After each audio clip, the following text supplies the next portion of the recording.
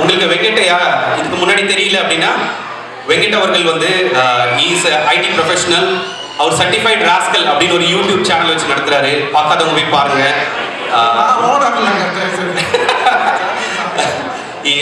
உங்களை பத்தி என்னங்க இன்ட்ரடியூஸ் பண்ணணும் அப்படின்னு கேட்கும்போது ரொம்ப அம்பலா, நான் வெங்கட், என்னுடைய மனைவி மீனா, பையன் சிவன் அப்படின்னு மட்டும் சொன்னா போதும். ரொம்ப சிம்பிள் மேன்.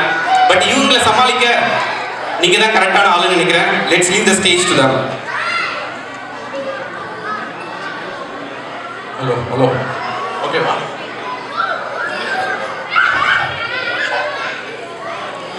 இங்கு ரோட் ஐலண்ட் தமிழ் சங்கம் நடத்தும் உழவர் திருநாள் விழாவிற்கு வந்திருக்கும் அனைவருக்கும் முதற்கன எங்கள் நன்றி கலந்த வணக்கத்தை தெரிவித்துக் கொள்கிறோம். பயங்கரமாக இன்ட்ரோ கொடுத்த எம்சி 2 பேருக்கும் வணக்கங்கள். மற்றும் தன்னார்வலர்கள், கமிட்டி மெம்பர்ஸ் எல்லாரும் ரொம்ப நிகழ்ச்சியை சிறப்பாக நடத்திட்டுருக்காங்க. எல்லாருக்கும் எங்களது நன்றி கலந்த வணக்கங்களை தெரிவித்துக் கொண்டு இன்னைக்கு பட்டிமன்றத்தை ஆரம்பிக்கலாம். பட்டிமன்ற தலைப்பு குடும்ப சுமை ஆண்களுக்கு அதிகமா பெண்களுக்கு அதிகமா? ஸோ எல்லாரும் அவங்கவுங்க ஆண்கள் வந்து இதில் என்ன இருக்குது, பெண்கள் ஆண்களுக்கு தான் அதிகம் அப்படின்னு சொல்லுவாங்க. அதேமாரி பெண்களாக இருந்தால் இதில் என்ன, இதுக்கெல்லாம் இதுக்கு பட்டிமன்றம், பெண்களுக்கு தான் அதிகம் அப்படிங்கிற மாதிரி சொல்கிற மாதிரி இருக்கும். ஆனால் நம்ம அதை வச்சு முடிவுக்கு வந்துட முடியாது. இப்போ உங்கள்கிட்ட எல்லாத்தையும் கருத்து கேட்போம். கருத்தை கேட்டு அதுக்கு தகுந்த மாதிரி டிசைட் பண்ணிக்கலாம். இப்போ கூட பார்த்தீங்கன்னா இந்த நிகழ்ச்சியெல்லாம் பார்த்துட்டு இருந்தேன். வர்ணாங்கிறவங்க அவங்க நிறைய பட்டிமன்றம்லாம் பேசுவாங்க. இப்போ என்னன்னா கொஞ்ச நாளாக பேசுறது இல்லையே அப்படின்னு பார்த்தேன். சரி, குடும்ப சுமை காரணமாக பேசுறது இல்லை போல அப்படின்னு நினச்சேன். பார்த்தா அங்கே அவங்க ஹஸ்பண்டு குழந்தைய தூக்கி வச்சுட்டு இருந்தாரு. அப்புறம் தான் தெரிஞ்சது அவருக்கு தான் குடும்ப சுமை. சும்மா அப்புறம் பார்த்தா இவங்க எம்சியில் தான் இருக்காங்க. ஃபுல்லாக அவர் தான் கையில் குழந்தைய தூக்கி வச்சுருந்தாரு. அதுமாரி இங்கே இருக்க பாரதியை பார்த்தேன். அவங்க வந்து சரி வந்து டான்ஸ் ஆடிட்டு இருந்தாங்க. சரி, ஹஸ்பண்டுக்கு தான் சும்மா போல இருக்கு. ஸோ பாரதி வர்றாங்க, ஹஸ்பண்டு குழந்தைய வீட்டெல்லாம் பார்த்துக்கிறாங்கன்னு நினச்சா பாதியில் வந்து அவர் டான்ஸை ஸ்டார்ட் பண்ணிட்டாரு. ஸோ அதனால் 2 ஆண்களா பெண்களாங்கிறது நம்ம டிசைட் பண்ணவே முடியல. இவங்க எல்லாத்தையுமே கருத்தை கேட்போம். கருத்தை கேட்டு அதுக்கு தகுந்த மாதிரி பார்த்துப்போம். ஸோ இங்கே இருட்டில் இருக்கிறத விட்டு யார் ஜாஸ்தியாக இருக்கீங்கன்னு தெரில. அதுக்கு தகுந்த மாதிரி தீர்ப்பை கொடுக்கலான்னு பார்த்தேன். பட் இங்கே எனக்கு ஆண்கள் ஜாஸ்தியாக பெண்கள் ஜாஸ்தியான்னு எனக்கு தெரியல. ஸோ அதனால் நேராக நிகழ்ச்சிக்கு போயிடுவோம். அவங்க பேசுகிறத வச்சு குடும்ப சுமை ஆண்களுக்கு அதிகமாக பெண்களுக்கு அதிகமாங்கிறத பார்ப்போம். அதுக்கு முன்னாடி எல்லாரை பற்றியும் ஒரு இன்ட்ரோ கொடுத்துட்றேன். இந்த ஆர்டரில் தான் அவங்க ஃபஸ்ட்டு குடும்ப சுமை ஆண்களுக்கு அதிகம்ங்கிற ஆர்டரில் ஃபஸ்ட்டு போகிறேன். பாரதி சுப்பிரமணியம். எல்லாரும் உங்கள் கரகோஷத்தை கொடுத்து அவங்கள வரவேற்றாதான் அவங்களால நல்லா பேச முடியும், மோட்டிவேஷனலாக பேசுவாங்க. ஸோ உங்களோட ஆதரவு ஆளுங்க கம்மியாக இருந்தாலும் கைத்தட்டல் ஜாஸ்தியாக இருந்தால் எங்களுக்கு ரொம்ப நல்லா இருக்கும். சூப்பர் சூப்பர் சூப்பர், நல்ல ஸ்டார்ட். பாரதி சுப்பிரமணியன் அவங்களுக்கு 2 மகள்கள், BCA BEd பண்ணியிருக்காங்க. கோரியோகிராஃபர், டான்ஸை பார்த்த உடனே தெரிஞ்சது. ஹஸ்பண்டையும் சேர்த்து ஆட வைக்கிறாங்க. நார்த் ப்ராவிடன்ஸ்லேருந்து வராங்க. இங்கே எல்லாரையும் ஆட்டு வைக்க போகிறாங்களா இல்லை அவங்க ஆட போகிறாங்களாங்கிறத பார்த்துருவோம். செகண்ட் அகிலா பாரதி மோகன், மாஸ்டர்ஸ் இன் ஆனலிட்டிக்ஸு. பேக் சைட்லேயே பார்த்தா அவங்க ஆளுங்களை கூப்பிட்டு வந்திருக்காங்க போல, நல்லா கைத்தட்டுறாங்க அவங்கள வாழ்த்துக்கு முன்னாடி. ஸோ ஒரு அழகான சிறிய மகள், கம்பர்லேண்டை வாசிக்க இருக்காங்க. கிளாசிக்கல் நடனம் தெரிஞ்சவங்க இருக்காது அப்படின்னா ஹஸ்பண்ட் வீட்டை பார்த்துக்கிட்டா இவங்க என்ன எல்லா டான்ஸும் கற்றுக்கலாம். ஸோ அதனால் அவங்க தான் வந்து ரெண்டாவது அவங்க டீமில் இருக்காங்க. 3வது கவிதா முருகேசன், எம்சி பண்ணியிருக்காங்க. பெரிய படிப்பெல்லாம் படிச்சிருக்காங்க. என்னத்தை பேசுகிறாங்கன்னு பார்ப்போம். நான் சொல்லலைங்க, இவங்க 3 பேரும் என்கிட்ட முன்னாடியே சொன்னாங்க. ஸோ அதையும் சொல்லிடுறேன். அப்புறம் வந்து குடும்ப சுமை பெண்களுக்கு அதிகம். ஃபஸ்ட்டு சத்யபிரியா தவகுரு. ஸோ அவங்களுக்கு உங்கள் கரகோஷத்தோட தவகுரு பேரே நல்லா இருக்குங்க. அந்த பேரே ரொம்ப யூனிக்கான பேர். அடுத்து அவங்க 2 அழகான குழந்தைகளுக்கு அம்மா, ஐடி துறையில் இருக்காங்க, கம்பர்லேண்டில் வசிக்கிறாங்க. ரோட் ஐலண்ட் தமிழ் ஸ்கூல்லையும் பெரிய போஸ்டெல்லாம் இருந்திருக்காங்க. Interested in volunteering. அது மட்டும் இல்லாமல் 10 வருஷத்துக்கு முன்னாடி நீயா நாளாலாம் கலந்துருக்காங்க. இங்கே பாருங்க, இது விஜய் டிவியில் நான் கோபிநாத்தும் இல்லை. அப்புறம் பேசி முடிச்சுட்டு நல்லா பேசுனா எனக்கு 5000 rupees வவுச்சர் கொடுக்கலாம், ஏட்டை கொடுக்குறேன். இதுவே சங்கம் ஓடிட்டு பெரிய விஷயம், ஃபண்டு இல்லாமல் ஓடிட்டு இருக்கு. இருக்கிறத வச்சு நாங்கள் மேனேஜ் பண்ணுறோம். தயவுசெய்து வவுச்சர்லாம் கேட்காதீங்க. சூப்பர். அடுத்து சரண்யா, சமூக அறிவியலில் முதுநிலை பட்டம் பெற்றிருக்காங்க, முதுகலை பட்டம். சமூக சேவை ஆர்வம் அதிகமாக, 4 வயது குழந்தை இருக்காங்க, 10 ஆண்டுகளாக உன் சாக்கெட்டில் வசிச்சுட்டு இருக்காங்க. ஐடி ஜாப் ரிசைன் பண்ணிட்டு சமூக சேவையில் ஈடுபட்டு இருக்காங்க. அது தெரியல, ஐடி ஸ்ட்ரெஸ் மூலியமாவா இல்லை ஸ்ட்ரெஸ்னாலையா இல்லை சமூக சேவையில் ஆர்வம் ஜாஸ்தியான்னு தெரியல. ஸோ அவங்களுக்கு வாழ்த்துக்களை தெரிஞ்சுக்கணும். அது மட்டும் இல்லாமல் அவங்க வன்முறை இல்லாத உலகத்தை உருவாக்க பணி செய்கிறேன்றாங்க. தயவுசெய்து லோகேஷ் கனகராஜ், நெல்சன் படம்லாம் பார்த்துறாதீங்க. தமிழ், தெலுங்கு, கன்னட படம் கண்டிப்பாக பார்க்காதீங்க. படம் ஓகே, அதனால சொல்கிறேன், வன்முறை இல்லாத சமூகத்தை பார்க்க முடியும். ஸோ அவங்களையும் வாழ்த்தி வரவேற்கிறோம். கடைசியாக வரப்போகிறது பூவையா லாரன்ஸ் வராது. அவர் ஐடி துறையில் ஒர்க் பண்ணிட்டு இருக்காரு, முன்சாக்கில் இருக்காரு.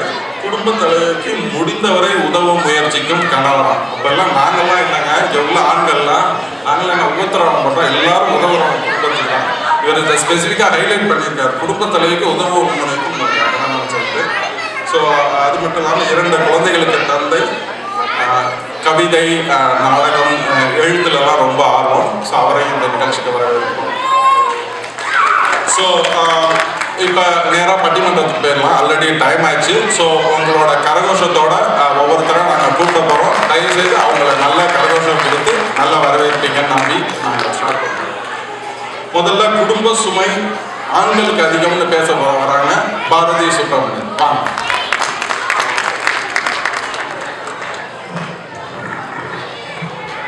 அனைவருக்கும் வணக்கம். அனைவருக்கும் இனிய புத்தாண்டு வாழ்த்துக்களையும் பொங்கல் வாழ்த்துக்களையும் கூறி என்னோட உரையை ஸ்டார்ட் பண்ணுறேன். இந்த பட்டிமன்றத்துக்கு வரும்போதே என் கணவர்கிட்ட தான் கேட்டேன் ஃபர்ஸ்ட், எங்க பட்டிமன்றத்தில் பேச போகிறேன், என்ன தலைப்பு எடுக்கட்டும் அப்படின்னு சொல்லிட்டு. உடனே அவர், நீ ஆண்கள் தான் குடும்ப சுமை அதிகம் அப்படின்னு சொல்லிட்டு எடு அப்படின்னாரு. ஏன்னா ஒரு பெண்ணாக இருந்துட்டு ஆண்களை பற்றி பேசினா நிறைய பிடிக்கும் அப்படின்றதுனால நீ ஆண்களுக்கு பேச அப்படின்னாரு. பாவம் அந்த மனுஷனுக்கு தெரியல, நான் பேசாமல் இருந்தாலாவது ஆண்களுக்கு தான் சுமை அதிகம்னு ஒத்துக்கிட்டு இருந்திருப்பாங்க. பட் நான் பேசினேன்னா தான் ஃபர்ஸ்டே டவுட் படுவாங்க அப்படின்றது அவருக்கு தெரியாமல் போயிடுச்சு. சரி, யாருக்கு சுமை ஃபர்ஸ்ட், ஆண்களுக்கா பெண்களுக்கா?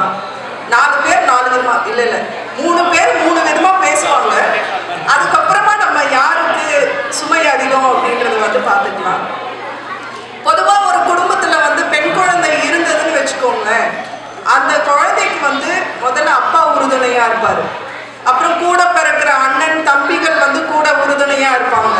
அப்புறம் கல்யாணம் ஆகி போனதுக்கப்புறம் கணவர் இருப்பார். அதுக்கப்புறம் மகன் பிறந்தானா மகன் ஒரு தோழனாக இருந்துட்டு, இவங்க ஒரு தோழியான அன்பான தோழியாக இருந்துட்டு அந்த மகன் கூட இருப்பாங்க. ஸோ ஒரு பெண்ணுடைய வாழ்க்கையிலேயே முக்கால்வாசி ஆண்களுடைய பணி தான் அதிகமாக இருக்கு. இதுல இருந்தே தெரியலையா, ஒரு பொறுப்பான பையனா இருக்கிறவங்க அப்பாவா இருக்கவங்க எல்லாமே ஆண்களுக்கு தான் சுமை அதிகமா இருக்கும். எங்க வீட்டுல எல்லாம் என் வீட்டுக்கார் ஒரு அதெல்லாம் போதுங்க, வாய் மூடிடுவேன். ஆமா நிஜமா, எங்க வீட்டுக்காரு அப்படின்னாருன்னா வாய் மூடிடுவேன். அவர் வாய தான் மூடுவேன் நான். ஒரு இல்ல அதுதான் பாவம், அப்பாவி கணவர் இல்லைங்களா?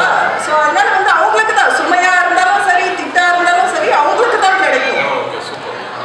நடுவர் அவர்களே, எங்க வீட்டுக்காரர் என்கிட்ட 2 வார்த்தை தான் ரொம்ப அதிகமா பேசுவாங்க. ஒண்ணு சரிமா, இன்னொன்று சாரிமா. அந்த 2க்கு மட்டும் தான் பேசுவாரு. அதுலயே குடும்பம் சுகமா போயிடும். ஏன் அவங்களுக்கு குடும்ப சுமை அதிகமா இருக்கும், பாரங்கள் தேவையில்லை, ஸ்ட்ரெஸ் அதிகமா இருக்கும், அதெல்லாம் தேவையில்லை அப்படின்றதுனால 2 வார்த்தையோட முடிச்சுக்கிறாங்க எல்லா ஆண்களுமே.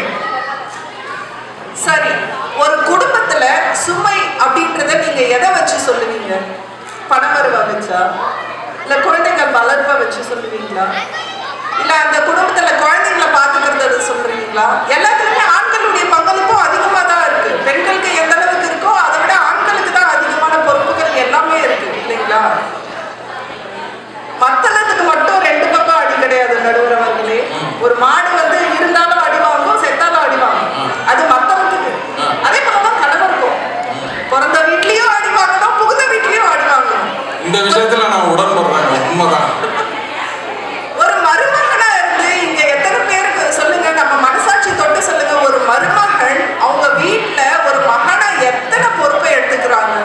ஒவ்வொரு வீட்லயும் மருமகனா இருந்தாலும் சரி, மருமகனா இருந்தா இன்னும் அதிகமா இருக்கும். வீட்டுல இருக்க பொறுப்பை எல்லாத்தையுமே அவங்க பாத்துக்குவாங்க. ஒரு பிறந்த மகனா வந்து அவங்க பாத்துக்குவாங்க. இதை யாராலும் அம்மாவதுக்கு முடியுமா? கிடையாது. ஏன்னா இதெல்லாம் உண்மைகள், எல்லாமே வந்து நடக்கும். 6 இருந்து 60 வரை படம் பார்த்திருக்கீங்களா? வானத்தை போல பார்த்திருக்கீங்களா? ஏன்னா இந்த படத்துல எல்லாம் பாத்தீங்கன்னா ஆண்களுடைய சுமையை தான் அதிகமா காமிச்சிருப்பாங்க. பாவம் வானத்தை போல மனுஷன் அந்த படத்துல அந்த அண்ணன் கேரக்டர் படம் ஆரம்பிக்கிறதுல இருந்து முடிகிற வரைக்கும் ஒரே ஒரு சட்டையை தைச்சிட்டு இருப்பாங்க. அவருக்கு அந்த அளவுக்கு குடும்ப சுமை இருக்கவே தான் அந்த ஒத்த சட்டையை அவ்வளவு நேரமா தைச்சிட்டு இருக்காரு. அப்ப ஆரம்பிச்ச 6 இருந்து 60 வரை ரஜினிகாந்த் நடிச்சதுல இருந்து இப்ப சிவகார்த்திகேயன் நடிச்ச நம்ம வீட்டு பிள்ளை வரைக்குமே வந்து ஆண்களுடைய சுமைதான். ஒரு அண்ணனா எந்த அளவுக்கு பொறுப்பா இருக்காங்க அப்படின்றத அதை வச்சுதான் பார்க்க முடியும். இதுல எப்படி ஆண் பிள்ளைகள் பொறுப்பு இல்லைன்னு சொல்ல முடியும் சொல்லுங்க? ஒரு ஆம்பளை பிள்ளை பிறக்கிறானா ஃபர்ஸ்ட் ஸ்கூலிங் முடிப்போம், அப்புறம் யூஜி டிகிரி முடிஞ்சா ஒரு பிஜி டிகிரி முடிப்பாங்க. அதுக்கப்புறம் படிப்புக்கு வேலை கிடைக்கலனாலும் எல்லாத்தையுமே படிச்ச படிப்புக்கு வேலை கிடைக்கலனாலுமே அவனுக்கு ஏதோ ஒரு வேலை கிடைக்கும். ஏன் குடும்பத்தினுடைய சுமையை பார்க்கணும், நம்ம பொருளாதாரத்துல ஏதாவது நம்மளுக்கு தேவையான உதவிகள் செய்யணும் அப்படின்றதான் பார்ப்பான். ஸோ இது எல்லாத்தையுமே பார்த்துட்டு அவன் முடிச்சுட்ட உடனே அவனுடைய வாழ்க்கையை பார்க்க வேலைக்கு போயிட்டு வந்ததுக்கு அப்புறமா அவன் குடும்பம் நான் கல்யாணம் பண்ணிக்கிட்டோன்னு பார்க்க மாட்டான். தன் குடும்பத்துல அக்காவோ தங்கையோ இருந்தாங்கன்னா அவங்களுக்கு கல்யாணம் பண்ணி வைக்கணும், அந்த பொறுப்பு இருக்கும். அதை எல்லாத்தையுமே பார்த்துட்டு அவன் அவங்களுக்கு கல்யாணம் பண்ணி வச்சு முடிக்கிறதுக்குள்ள அவனுக்கு 30 வயசு தாண்டிடும். சரி, அதுக்கப்புறமாவது கல்யாணம் பண்ணிக்கலாம் அப்படின்னு சொல்லிட்டு கல்யாணம் பண்ணா டெய்லி மாமியார் மருமக சண்டை. காலையில காஃபி போடுறதுல ஆரம்பிச்சு பார்ப்பாங்க தெரியுமா? எங்க மாமியார் இங்க இல்ல, இந்தியாவில இருக்காங்க. யூடியூப்ல வருங்க, பரவாயில்ல, அந்த அளவுக்கு விவரம் கிடையாது எங்க மாமியாருக்கு. காலையில காஃபி போடுறதுல ஆரம்பிச்சு நைட்டு நட சாத்திர வரைக்கும் பிரச்சனை தான். இது எல்லாத்தையுமே சமரசம் பண்ணி வைக்கிறது ஆண்கள் தான். இப்ப நீங்க சீக்கிரம் முடிக்கலன்னா பின்னாடி பிரச்சனை, பெல் அடிச்சிருக்காங்க, டைரக்டாவே அடிச்சிருப்பாங்க. சோ இந்த அளவுக்கு வந்து ஒரு ஆண்கள் வந்து அவங்க குடும்பத்துல எந்த அளவுக்கு சுமையை தாங்குறாங்க அப்படின்றது இதை விட சிறந்த எடுத்துக்காட்டா வந்து என்னால இதுக்கு மேலேயும் வந்து விவரிக்க முடியாது. ஸோ இந்த அளவுக்கு கஷ்டப்படுறாங்க. ஒவ்வொரு ஆண்கள் வீட்லேயும் வந்து அவங்களுடைய சுமையை வந்து தன்னுடைய மனசுல எடுத்துக்காம தன்னுடைய விருப்பத்தோட பண்றாங்க அப்படின்றத வந்து உங்களுக்கு எல்லாருக்கும் சொல்லிக்கிறேன். எனவே குடும்பத்தின் சுமையை அதிகம் தாங்குவது ஆண்களே தீர்ப்பு வழங்குமாறு நடுவர் அவர்களை கேட்டுக்கொள்கிறேன்.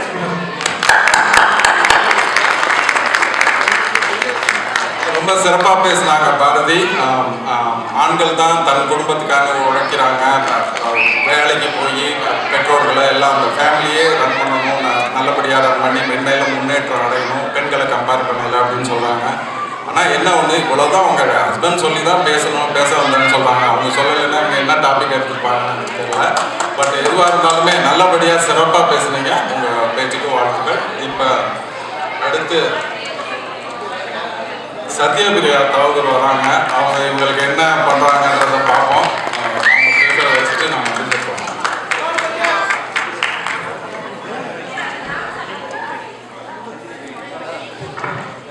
நாம் அனைவரையும் இங்கே இணைத்த தாய்மொழி வணக்கம். இங்கே வீட்டில் இருக்கும் அனைத்து நல் உள்ளங்களுக்கும் என் அன்பு வணக்கங்கள். மேடையில் அமர்ந்திருக்கும் திரு வெங்கட் அவர்களுக்கும் வணக்கம் மற்றும் என் சக பேச்சாளர் எதிரணியில் பேச வந்திருக்கும் பேச்சாளர்களுக்கும் வணக்கத்தை தெரிவித்துக் கொண்டு என் வாதத்தை தொடங்குகிறேன். பாரதி ரொம்ப அழகாக பேசினாங்க. அவங்க என்ன சொல்ல வந்தாங்கன்னா, எந்த நிலையிலும் பெண்கள் வந்து ஆணோட துணையோட தான் இருந்தாங்கன்னு. இதுக்கு எனக்கு ஒரே ஒரு வாக்கியம் தான் தோணுச்சு. ஒவ்வொரு ஆணின் வெற்றிக்கு பின்னால் யார் இருக்காங்க? ஒரு பெண் தான். அதனால தான் ஆண்கள் வந்து பெண்ணை துணையாக வச்சுக்கிட்டே இருக்காங்க. ஸோ அதோட என்னோட இது ஆரம்பிக்கிறேன். ஸோ இந்த பட்டிமன்றத்தோட தலைப்பு என்னன்னா, குடும்ப சுமையை அதிகமாக தாங்குறது. ஓகேவா? ஸோ அப்படி பார்த்தோன்னா என்ன குடும்ப சுமை அப்படின்னு பார்த்தா, பொருளாதாரத்தை மேம்படுத்துறது, பிள்ளைகள் வளர்ப்பு, அப்புறம் வீட்டில் பெரியவங்க முடியாதவங்க இருந்து அவங்க பார்த்துக்கிறது, அப்புறம் குடும்ப ஆரோக்கியத்தை மேம்படுத்துறது. இதெல்லாம் சொல்லலாம். இப்போ பொருளாதாரம் அப்படின்னு எடுத்தா எந்த காலத்துல இருந்து இந்த காலம் வரை பெண்கள் தான் குடும்ப பொருளாதார மேம்பாட்டுக்கு முக்கியமா பாடுபடுவாங்க. இந்த கோவிட் காலங்களெல்லாம் நீங்க பார்த்தீங்கன்னா ஆண்கள் வேலை இருந்த நேரத்திலையும் பெண்கள் தான் தனக்கு தெரிந்த எதையாவது தொழிலை வச்சு இல்லை யூடியூப் ஸ்டார்ட் பண்ணியோ இல்லை இன்ஸ்டாகிராம் இன்ஃப்ளூயன்சராகவோ இல்லை யோகா ட்ரெயினராகவோ எப்படியோ பொருள் ஈட்டி குடும்ப சுமையை பார்த்துட்டு இருந்தாங்க. இதே இன்ஸ்டாகிராம் அது கோவிடுக்கு அப்புறம் தான். அப்ப கோவிடுக்கு முன்னாடி யாரு? கோவிட் டைம்ல எக்கச்சக்க யூடியூப் சேனல் தெரியாதா? ஓகே, கோவிடுக்கு அப்புறம் தான் நான். சரி, ஓகே. கோவிடுக்கு அப்புறம் எக்கச்சக்க யூடியூப் சேனல் போடுவாங்க. எல்லா வீலாக் போடுவாங்க. ஏங்க யார என்ன கிண்டல் பண்றீங்களா? அதெல்லாம் தெரிஞ்சுக்கலாம். தெரியுங்க, ஹிஸ்டரி தெரிஞ்சாலும் பேசுறீங்க. சரி, ஓகே. ஸோ பெண்களுக்கு வந்து ஃபினான்ஷியல் அறிவு இழந்தாங்க. ஆனால் இப்போ உள்ள பெண்களுக்கு வந்து stock market, corporate bond, investment planner இப்படி பல இதில் கலக்கிட்டு இருக்காங்க. ஸோ இதெல்லாம் தெரிஞ்சுட்டு வந்திருப்பாங்களா இல்லையான்னு தெரியல, எதிரடிக்கிறது. அப்புறம் உங்களுக்கெல்லாம் ஒரு விஷயம் சொல்லணும்னு நினைக்கிறேன். இந்த வெள்ளை மாளிகை இருக்குல்ல, அமெரிக்காவில் இருக்கும். இந்த அமெரிக்காவில் வந்து வெள்ளை மாளிகையில் இருந்து ஆட்சி செய்கிறது வந்து அமெரிக்க அதிபர். ஆனால் அந்த வெள்ளை மாளிகையில் வந்து கற்பனையில கூட நினைக்க முடியாத மறைவு பிரதேசங்கள் நிறைய உண்டு. வெள்ளை மாளிகையில் வந்து ஆயிரக்கணக்கான ஊழியர்களுக்கே தெரியாத பிரதேசங்கள்லாம் உண்டு. அந்த மர்மங்கள் எல்லாம் அதிபர்களை காட்டிலும் அவரது மனைவியான ஃபர்ஸ்ட் லேடிக்கு தான் தெரியும். ஆண்கள் வந்து நாட்டை ஆண்டாலும் குடும்ப பராமரிப்புன்னு வந்தா பெண்கள் தான் சுமையை தாங்குவாங்க. வெள்ளை மாளிகைக்கு குடும்ப சுமைக்கு எப்படி கணக்குறாங்க? அப்புறம் அடுத்தது பிள்ளை வளர்ப்பு அப்படின்னு எடுத்தா, எந்த குழந்தையும் நல்ல குழந்தை தான் மண்ணில் பிறக்கையிலே, அது பின் நல்லவராவதும் தீயவராவதும் அன்னை வளர்ப்பிலே அப்படின்னு பிள்ளைகள் வளர்ப்பு சுமையை வந்து பெண்களுக்கு தான் இந்த சமுதாயம் கொடுத்துருக்கு. அதையும் நாங்கள் சுகமா தாங்கிட்டு இருக்கோம்.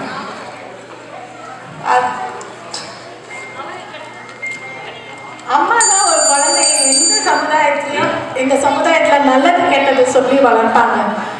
தாயான தன் குட்டிக்கு உணவை தேடி சொல்லி கொடுத்து அதை பராமரித்து காட்டுல வாழ சொல்லி கொடுக்கணும். அந்த தாயான தன் குட்டிக்கு ஒரு ஆபத்து வந்தா அந்த தாயான முன்னாடி யாருமே நிற்க முடியாது, எந்த சக்தியுமே நிற்க முடியாது. தாய் என்பவர் வந்து ஒரு ஃபியர்ஸ் ப்ரொடெக்டர். இப்போ நீங்கள் கூகுளில் போய் செக் பண்ணி பார்த்தாலும் ஃபைன் பண்ணிங்கன்னா ஃபியர்ஸ் ப்ரொடெக்டர் அடிச்சிங்கன்னா மதர் எலிஃபென்ட் அப்படின்னு வருங்க. ஸோ அடுத்தது நம்ம பார்த்தோன்னா பெரியவங்களை பார்த்துக்கிறது. வீட்டில் ஏதாச்சும் முடியாதவங்க இருந்தாங்கன்னா ஆண்கள் வந்து மருந்து வாங்கி கொடுப்பாங்க, மருத்துவர்களுக்கெல்லாம் கூட்டிகிட்டு போவாங்க. ஆனால் வீட்டில் இருந்து வேலைக்கு மருந்து கொடுக்குறது கோயில் மணி அடிச்சுட்டாங்க பெண்கள் தான். இதோட முடிச்சு கடைசி குடும்ப ஆரோக்கியம் அப்படின்னு வந்தாலும் அப்பா வந்து குழந்தைங்க எதையா சாப்பிட்டா போதும்னு நினைப்பாங்க. ஆனால் அம்மா தான் எதை சாப்பிடணும் எவ்வளவு சாப்பிடணும்னு குடும்ப ஆரோக்கியத்தை நினச்சி வேலை செய்வாங்க. ஸோ இப்படி தாங்க நம்ம சுவையை தாங்கி ஒரு கார்பன் வந்து ப்ரெஷரை தாங்கி டைமண்ட் ஆகிற மாதிரி நம்மெல்லாம் வந்து சுமையை தாங்கி டைமண்ட் கேர்ள்ஸாக ஜொலிக்கிறோம்.